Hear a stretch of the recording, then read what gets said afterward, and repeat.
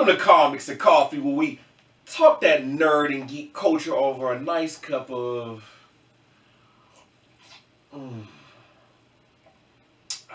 Joe. Today, guys, what I'm drinking is that caramel latte from Starbucks, topped off with my favorite vanilla bean, non-dairy, of course, you know, because we try to do that health thing up in here. And, you know, it's nicely roasted and toasted off of my new Keurig that I just purchased. You know, got a good deal at Target. You know what I'm saying? Just got my new Keurig. So, you know, we just chilling. We keeping it chill and cool, calm and collected. As today, guys, we talk about comics and coffee. So, when we last left off in our previous episode, you know, I gave a little bit of an intro. You know, my name is the Clinician. And we talked a little bit about just how I got into comics. But I realized something. I didn't really go into depth what is a clinician. When y'all hear the name clinician, what does that mean? So, clinician, simply put, is a mental health therapist. And that's my superpower. I'm a mental health therapist. I have the power to analyze, dissect, and, you know, break down the mind, so to speak. So, I've utilized that name for several years, and it's kind of like a double entendre because, yes, while I am actually a mental health counselor, and yes, while I actually do practice and do things, and currently working on getting my certification in geek therapy, I actually implement, you know, my experiences as a therapist, as a clinician, into my music, my art, my craft, and even how I approach analyzing comic books. I mean, even to this day, like, you know, I'm actually, some of the treatment I provide, I implement comic book characters. Like, for example, a child may be dealing with grief, I might utilize Batman to kind of focus on, you know, grief in terms of how Bruce Wayne lost his parents. And in doing that, you know, sometimes the child can, like, dissect Bruce Wayne and how would Batman deal with these issues. And in doing so, they're in turn actually, you know, figuring it out themselves, like, oh, that kind of ties in with me. That's kind of similar to my situation. So, you know, it's just one of those things where I've always been fascinated, you know, with the human mind and the construct and the way people think and interact.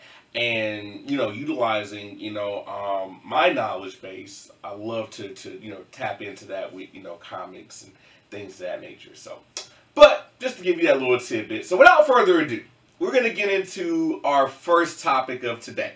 So, in our last episode, we talked a little bit about, you know, of course, my introductions to comics. We talked about Marvel, DC, some of the things I like, some of the things that, you know, I'm not too sure about. So, one of the conversations that always seem to come up, we're talking about Marvel and DC. What did they get right? And what are some things they didn't get right? You know, because a lot of times, you know, Marvel and DC have been around forever. DC especially has been around longer than Marvel. You know, they're kind of like the father, you know, so to speak, of superhero comics. You know, even dated back to Action Comics with the first introduction of Superman. He's been around since the dawn of time. Batman with Detective Comics, not too far after. And a slew of other superheroes, you know, with the JLA, things of that nature. So, when we think of Marvel and DC,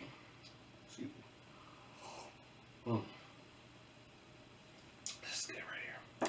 When you think of Marvel and DC, you know, you think of two staples, two pillars in the comic world. Of course, we know that today there's a plethora of different indie comics, but these are like the mecca. These are what you would call superpower, and if you will even see, dare I say, monopoly over the comic book franchise. So, what I'm going to do today is I'm going to take each side, Marvel and DC, and break them down. So let's start with DC. DC, when it first came out, you know, it was interesting. You know, at its time and its inception, we had regular heroes. Things were more like, you know, cartoony-like, you know, your Looney Tune type of style drawings and comics and, you know, things of that nature. Really wacky. But DC actually said, you know what? What if we actually put a spin on it and actually gave superhuman abilities to humans? Haven't you always wanted to fly? Who wouldn't want to fly? Who would not want to fly, man? Who wouldn't want to have super strength or super speed or laser beams that shoot out of their eyes or, you know, things of that nature? So, you know, they came up, of course, with Superman, the man who can do it all, right? And initially, Superman could not fly, by the way. He leaped tall buildings at a single bound, by the way. So, just throwing that little caveat there. He didn't fly till later. But anyway, not here nor there.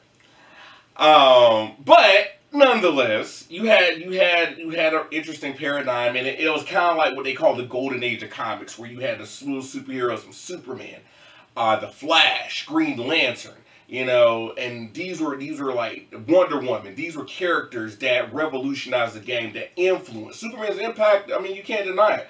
Even to this day, people still try to duplicate his character, and so much so that when a character is created, oh, he's trying to be Superman. It's the Superman of Marvel, or they're trying to recreate another Superman, like overpowered, OP as a mug, you know, trying to make him this, and that.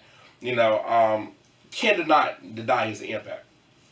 Batman, albeit people argue, well, there's an argument whether he's a superhero or not because technically he doesn't have superpowers, but nonetheless, his brain is his superpower, I would argue. And I would go into a little bit more detail a little bit later, you know, as we progress within our show about the concept of Batman, and is Batman a superhero or not? Interesting concept. I don't even know if that would even be fair. But anyway, Batman, Detective Comics, one of the illest to ever do it. I mean, the master detective. I mean, keen mind, sharp wit. You know, of course he's Bruce Wayne, playboy, billionaire. You know, has it all. Riches, you know, nothing he can do, right? No resource he cannot tap into. And of course, you cannot deny his influence. I mean, think about the crime fighters that came, the Daredevils, the Punishers, these vigilantes that, you know, emerged as a result. And so much to the point where Moon Knight, come on, Moon Knight is clearly a copy of Batman. I mean, I mean, it is what it is. I mean, and I like Moon Knight, but yeah, clearly. You know, and there's just so many different variations of people who've tried to recreate this character and duplicate the paradigm of Batman and the mind state of the character, one of the darker characters. And of course, he didn't start off like that. It was very lighthearted, you know, back in the early days. But as we progress into the late 70s or 80s era, you know, with the Dark Knight Returns, of course, that's the Batman I love. That gritty, you know, gutter Gotham, you know, sewers, down the dumps Batman. Alright, so anyway, you have this emergence of all these comics that just influenced so many of the masses. And DC had its run and had its reign for such a long time. But where I feel DC started to taper off, I'm talking about all the accolades, you know, they're the most influential comic of all time. They did it first. Superhuman speed, Flash. Strength, Superman. Flight, Superman. You know, first woman in comics, Wonder Woman. You know, like, they did it all. Where I felt they started to taper off, and where I think Marvel kind of fell into this trap too, and I'll get into that a little bit later, was right after the Bronze Age of comics, they start to lose their way. Really right after, I would say, Crisis on Infinite Earths, that's where I felt they started to fall off. And the reason I say that, Crisis on Infinite Earths, the purpose of that storyline was to right a wrong or an error in comics. At one point, you had so many different variations of a character. So you'd have Superman from Earth 1. Then you had Superman from Earth 2. Then you had Superboy. Then you had Superman's alter ego from another universe. Then you had Golden Age Superman. Then you had Flash. Then you had Barry Allen. Then you had, or Bart Allen rather. You had the Golden Age Flash. You had all these different like Flashes, and it was just like there were so many different comic books and different comic variations of DC that they said, you know what? Whoa, we need to clean this up. So they created Crisis on Infinite Earths as a tie-in to basically merge all these dimensions together, storyline-wise, which was probably one of the greatest stories ever told. I mean, I have to give it to Crisis on Infinite Earths is up there, you know, in my mecca of comic storylines. But they merge it together to basically clean up their universe because it was too much. It was too much going on. It was too mind-boggling for the reader to try to keep up with all these different things, right? And I think what, you know, hurt them after that storyline is like, where do you go with the characters from there? Because it's like, after that, really one of the things I've noticed that DC has suffered is character development.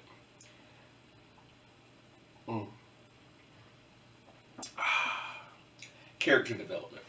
So, what I mean by that, one thing that Marvel has done well, and I'll just use the MCU universe, you know, Marvel has actually created a template in a format to where you are vested in characters that you would never even think to be vested in. I mean, if we were to like go back into like maybe like 30 years ago, would you really think they would have made a movie about Iron Man as their starter movie for the Marvel universe? Like, that's the first movie they come out with. You have Spider-Man, you have X-Men, you have like all these bigger names that when you think of Marvel, you don't necessarily think of Iron Man first. But now in 2021, Iron Man is up there when you think of like the MCU now. And there was so much character development put into the character that you grew with Iron Man. You grew with Captain America. You grew with Thor.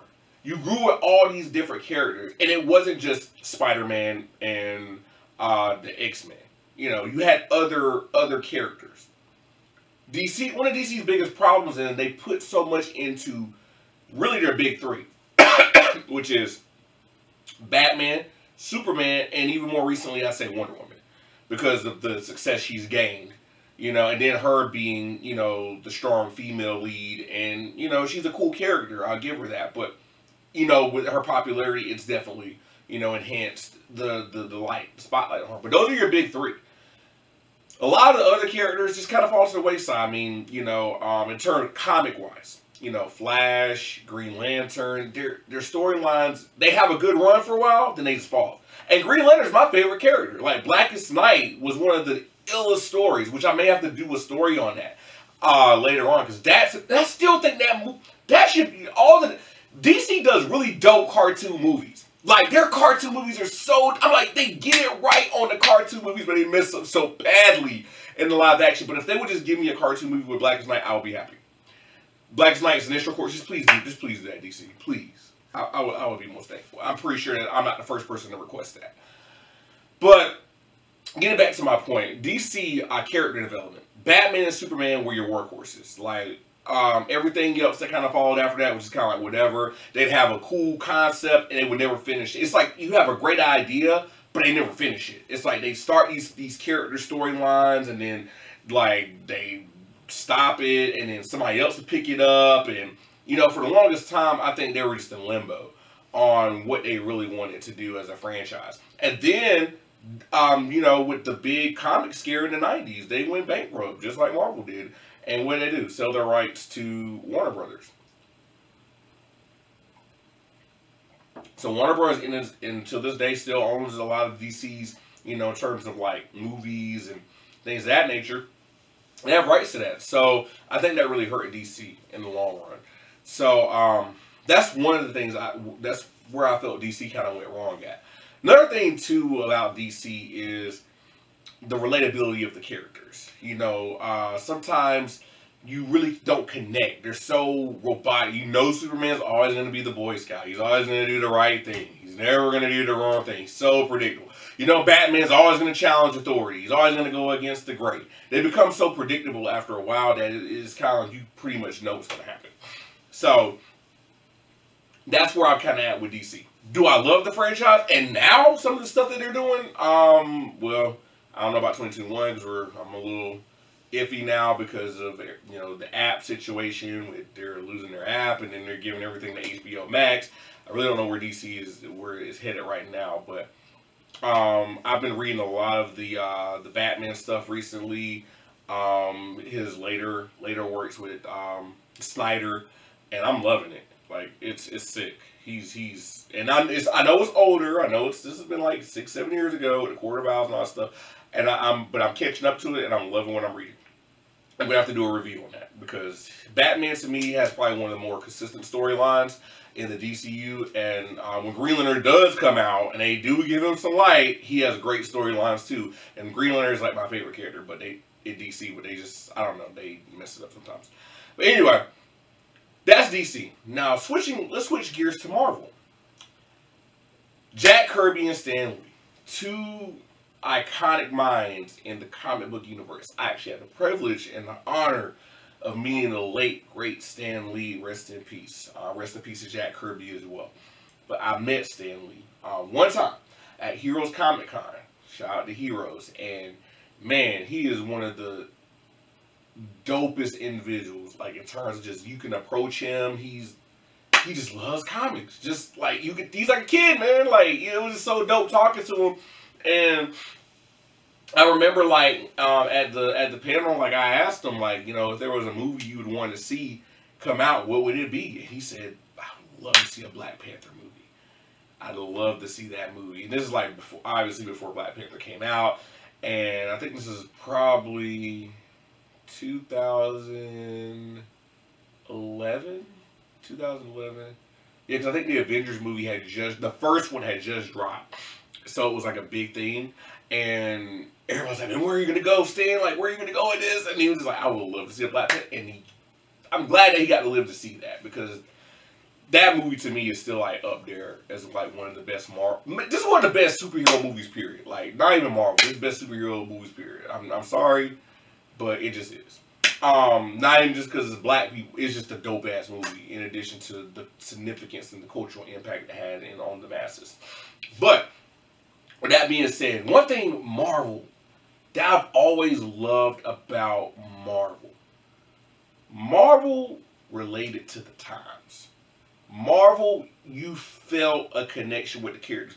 They didn't use made up cities like Smallsville or Gotham City. No, we in New York, we in Chicago, and we in Cali. And I remember somebody asked Stan, like, just the genius of that and making it real. He was like, honestly, man, I just didn't really want to waste energy making up cities. And so I was like, well, we're here in America. Like, let's just use what we got. And it just really worked out because, you connect more. Oh, yeah, North Carolina. Oh, yeah, they fight. It just makes it more relatable and realistic. The characters were so torn. Like, before in DC, they had these, like, perfect characters that could do no wrong. And no. Marvel shook it up. They was like, man, we got controversy. Spider-Man don't always save people. The Gwen Stacy event where Green Goblin kills Gwen Stacy. Oh man, classic. He didn't save her, and it was so dope because it just made you feel for the characters. X-Men, I talked about it last time. The racism, the controversy with that. You can relate to that.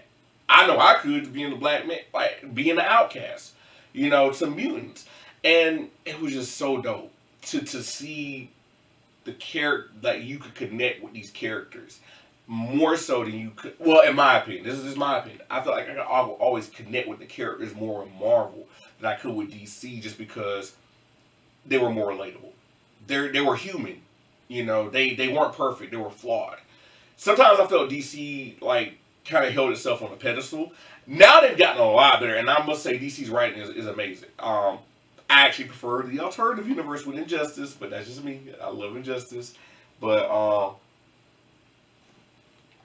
some of the best writing. I'm sorry, it just is. But nonetheless, Marvel, man, it was just so relatable for its time. The other thing too is I think they were able to adapt throughout the period. And even when we hit that 90s era where comics took a huge crash, right? And we started to see a decline in comic book sales. Like, at one point, we were even wondering if comics were even going to exist in the millennium, because it was so bad, in terms of just the sales. And then the storylines were just trash. I'm sorry. There wasn't a lot of...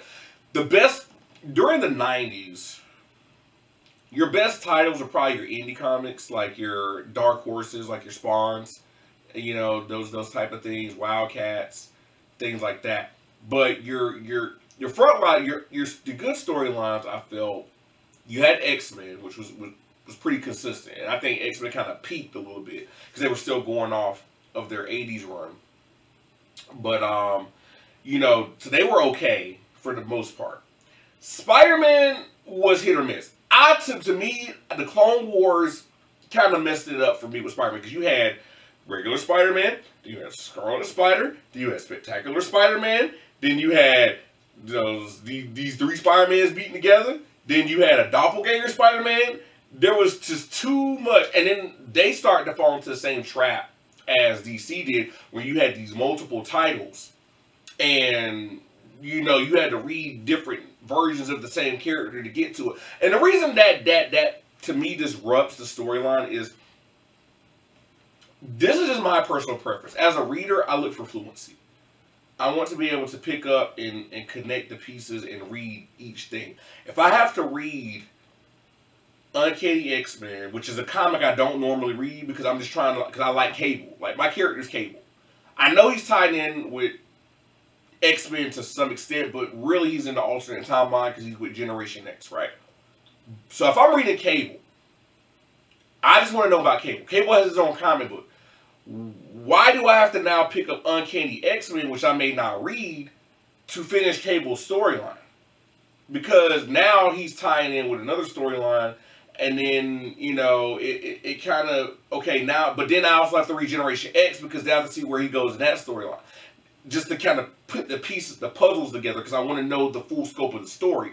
And while that may seem fun, and some people like that, and I think that just comes down to personal preference, I like a little bit of fluency. I like to be able to read Cable issues 1 through 100 and have a fluent story. Now, if it's okay to have a little tie-in, like with your bigger stories, like okay, like you have like a Secret Wars or an Infinity Gauntlet type of storyline, or you know, Marvel or DC have their big storylines for the year. I get that. You know, that's to be expected. But when I'm talking about internally, within that realm, when you're tying it in with other things that you would not normally read, I get that it could draw you in. Because on the flip side, right, I may not normally read Uncanny X-Men, but then, like, I might actually like that particular storyline because I was looking for Cable. But now I'm like, yo, I'm actually kind of intrigued by Uncanny X-Men now. Like, I might need to start reading some more of that. That's cool, but I don't know, over time you just kind of lose the story to me. I think sometimes when you're trying to connect the pieces together. That's just my personal opinion. And I think that's what a lot of the 90s suffer from. And to me personally, I think the art in the 90s, it was okay. It was okay, but I don't think it was the best. I think, like, it kind of hit or miss me a lot of times. Like, it just wasn't connecting with me. That's why I tended to kind of go back to the 80s and, you know, like that in the 70s and just like read older issues. And then I think, like, for me, what kind of really got my interest back into reading hardcore again was, I say, probably early 2000s when the Civil War came out. Like, when the OG Civil War came out, that's when I started to get interested again. So, you know, like, things like that are really cool. So I kind of piqued my interest. But getting back to Marvel and the decline of Marvel, I think, again, them selling their rights. They sold their rights to a lot of different people. They sold X-Men to Fox. They sold Spider-Man to Sony. And they sold Fantastic Four to Fox. So, and they sold Hulk to Universal.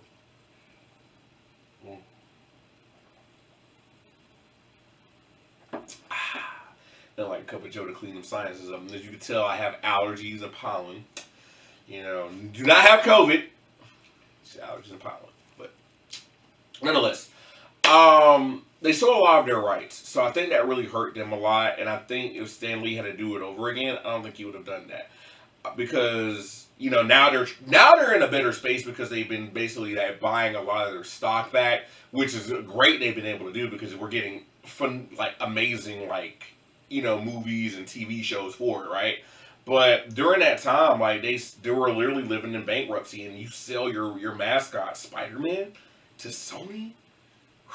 I don't know if I do that, but, you know, I guess it did what it did for them because they were able to sustain, you know, comic book wise and continue. But I think it hurt them in the long run. You know, now I think they're recouping, you know, some now. And I think another thing that kind of hurts Marvel sometimes is you have to also keep in mind that you want to have consistency in plot and character development. You want to continue to progress these characters and introduce new concepts. I think sometimes their stuff can get a little redundant. Lately, I felt it's been picking up really well. I do like some of the newer, some of the newer things that have come out, like with Thor. Of course, is my man, Thor, King of Asgard. You know what I'm saying? He gonna do what he gonna do. But I do feel like there's sometimes a sameness to some of the storylines. So just keeping that in mind. And with another thing that I feel they fall short is they haven't really been, to me, I feel like their cartoons are cool. Like in the 90s, I think they were kicking butt. They were kicking ass. Like, 'cause you had X-Men, Spider-Man, Hulk, Fantastic Four. They had some really dope. Silver Surfer was even dope, even though it only ran for one season, but it was still a good cartoon.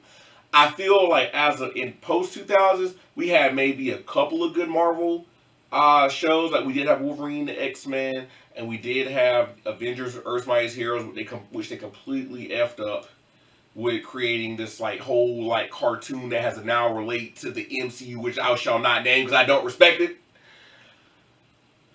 Which I'm gonna have to give y'all a rant on that one day which I still have to put my girl on that show, man. We watched a couple episodes, but the original Earth's Mightiest Avengers was a work of art. It was like me going back to watch X-Men for the first time. It was that good. Justice League almost. But I think that's where DC kind of gets them, is their TV shows. To me, I feel DC had been doing a better job with their TV shows until recently. I think Marvel's trying to make a little bit of a comeback with some of their miniseries with WandaVision, which I was just blown away. That was an amazing show. And even Falcon and the Winter Soldier, which I have to rewatch because I passed out. So one episode, and then it wasn't because it was boring, guys.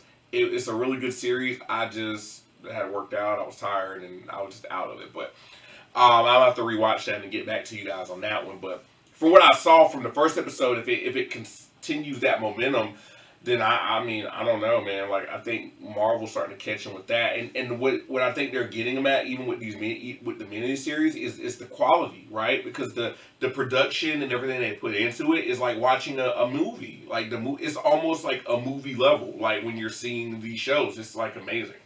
But DC for a while, I think had got them with the series, because I did like the Flash. I do like the Flash. I think Flash is a great show, which I felt like they really kind of did my man a disservice by not even including him in the DCU. I think he was a better Flash than the one they got. Not to discredit the guy they got in the movie. Now I think he's a great Flash, and watching Snyder's cut, I actually appreciate him a lot more. But I really like my Flash on TV. I like that Flash. I think that's him. That's Bart Allen.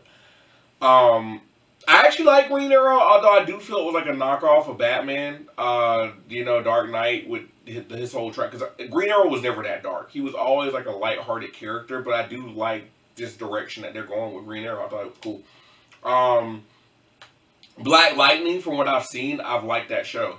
I thought it was, really well done. I'm sad to hear that it's canceled now, but now it just gives me more time to binge watch the rest of it, because I can appreciate it more now. But yeah, DC. I mean, DC has some real. But to me, I feel like when they really kick Marvel's butt is their cartoon movies. I loved it, and it was just amazing.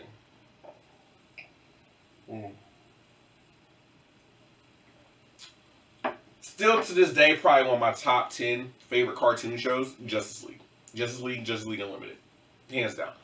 Also, the movies, the cartoon movies. Man, that Doomsday movie, oh my god. That when Darkseid basically just shut down everything. Oh my god. And just, man, Justice League Dark Apocalypse. That's what it's called.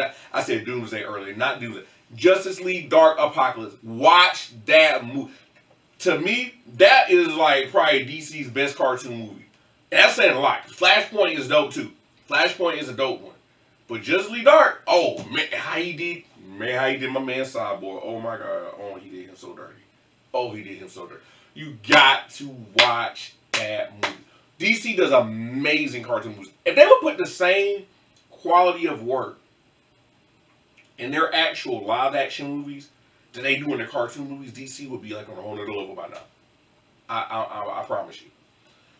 So comparing and contrasting, when we look at the movie universes between Marvel and DC, what Marvel got right, they gave more attention to minor characters and now have made them molds. Who in the world really cared about Guardians of the Galaxy before watching Marvel the movies? Really? I mean, I knew about Guardians of the Galaxy because I'm a comic kid, so I would read. I knew all about them. I thought they were cool characters. You know, like I loved them. But no, your average, reader, or they're not thinking about Guardians of the Galaxy when they think of Marvel. No, Guardians of the Galaxy is probably like one of the best selling, like did one of the highest numbers in Marvel. Like in terms of their movies, like the first one, not the second one, like in terms of sales. But they love Guardians of the Galaxy. Again, Iron Man was never really a big factor. He got big. Captain Marvel even did pretty well with her movie. So, now people are intrigued by her.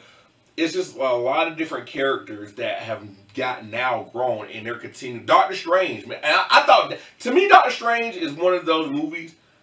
It did good, but I feel like that movie is slept on a lot. No one really talks about that movie, I feel, enough. I feel Doctor Strange is like one of the underrated movies. That movie was so dope. Like, I love that movie. Doctor Strange, that joint. I can't wait for the sequel. I'm excited. I think it's going to be amazing. And it's going to, from what I'm hearing, it's going to tie in a lot with starting to tie in with the cosmic universe. So, love MCU and how they progressed. But what they did was they took their time. They didn't rush it. They allowed you to grow with each character individually. Where I felt DC messed up at is they didn't stick to the comic book or the source material.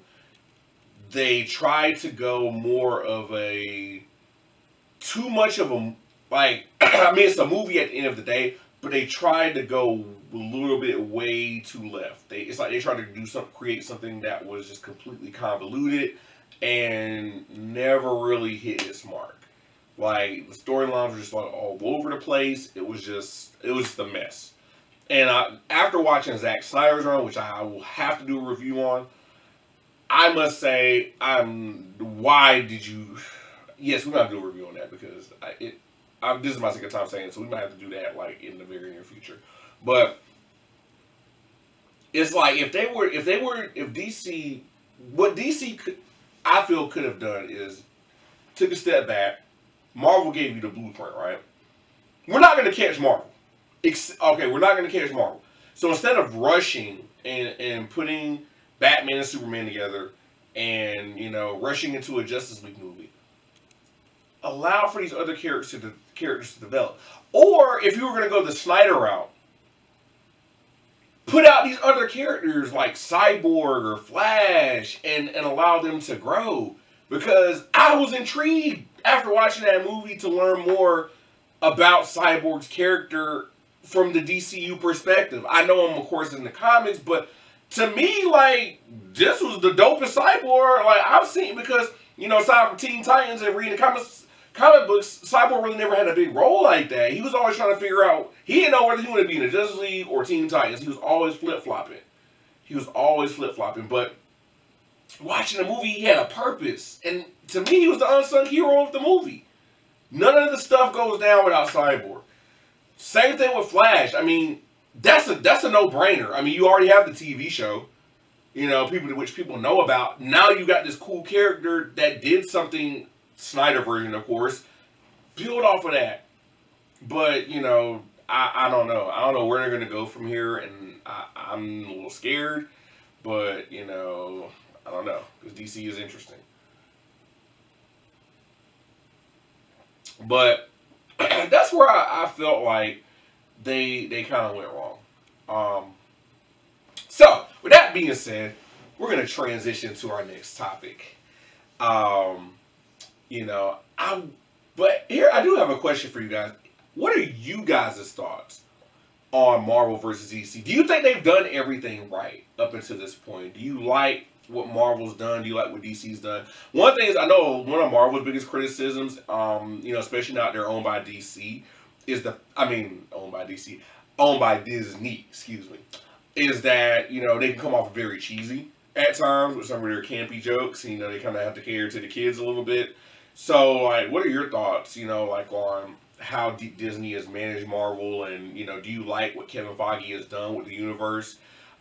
Same with DCU. Do you feel like Zack Snyder should, take back over the project and continue it out? Or do you feel like it should just go in a completely different direction? Give me you guys' thoughts, and maybe put that in the comment section, and let me know what you guys think. I would be curious to know, and then maybe we can have a discussion about that. Who knows? But anyway, moving on. Character of the day. Oh yeah, character of the day.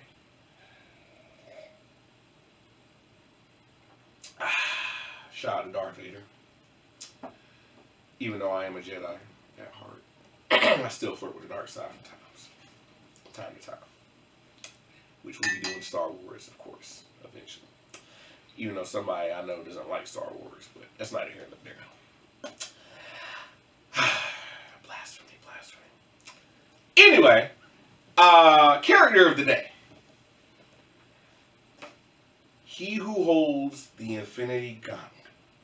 To me, not even just my favorite villain. I don't even consider him a villain. I don't even consider him a villain. My favorite character, Thanos of Titan. Just, even before his inception into the Marvel Cinematic Universe, that he has always been one of my favorite characters. He almost up there with Thor. Like, I got him like, Thor is my #1, but Thanos is right there. He's on his heels. What I love about Thanos is the complexity of his logic. You never know what this man is thinking or what angle he's coming from. Like, he's always like light years ahead of what his opposition thinks he's gonna do. He's always got a plan. He's always got an agenda. He's always got a motive, but it's all rooted by love. His love for death. Mistress Death. That's all it is. Everything Thanos has done or does is to please and seek the love of Mistress Death, who will not give it to him, and in fact has cursed him. Well, somebody called it a gift, somebody called it a curse, but he feels it's a curse to never die. So, Thanos, man of Titan, outcast, because his exterior is not the commonality of where he's from. He's from Saturn, Titan, a moon off of Saturn, and he grew up deformed and picked on and ridiculed for his look, but he didn't let that stop him and stop what he wanted to pursue, which was to find his purpose. And once he realized what his purpose was, even though they call him the Man Titan, I call him a genius. I mean, think about it. The man just wanted, all he really wanted to do was just bring balance. Just bring balance. He saw oversaturation. He saw a problem with us oversaturating the multiverse or the universe, right? And yeah, there was some selfishness in there. I'm not gonna lie. At the end of the day, he wanted to get the girl. He wanted her to be happy. He wanted Death to be happy. But in doing so, his logic wasn't that far misconstrued. If you think about it, like when we look at Earth today, overpopulated. I was driving in Atlanta today, sitting here, gridlocked in some traffic. This whole past weekend, we've been gridlocked in traffic. So many people outside. It's like we dealing with this COVID. Now we got this COVID crap, that we're dealing with this virus and the spread of it because there's so many people around, and it's killing a lot of people, unfortunately. But this is the times that we're living in. So you're dealing with all these dynamics, but it's man-made. We create these viruses and diseases. So we're doing all this because there's an overabundance. What's it doing to the earth? And eventually, what's going to happen? Eventually, the earth going, when you have a bad stomach, what you do? I'm just saying, when you have a bad stomach, what do you do? And, I'll let you use your imagination on that, on where that goes. I mean, eventually, Earth gonna be like, down the toilet. Because there has to be a cleansing. There has to be some type of, as you would call, when you take the colon, people, I don't know if people have done colon cleanses or they've done cleanses where they've, taken certain things to cleanse their body of all these toxins. Eventually, Earth gonna have to do that. I'm just saying, and I think Thanos just had foresight, man. He was like, yo, look, I see what it is. Some ain't gonna make it, but at the end of the day, the greater good is to hit the reset button and allow the universe to thrive and to find that balance. And it was deemed so by the tribunal himself. If you want to call him the god of comics, you can, but he was really the judge and jury of the universe. Deemed it fine. So, the dynamic of Thanos is just very interesting to me. Shout out to Jim Starlin for creating the character.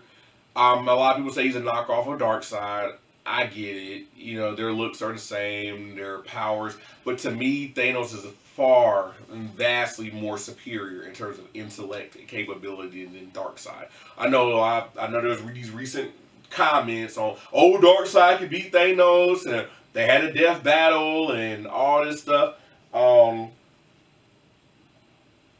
Shout out to Death Battle, by the way.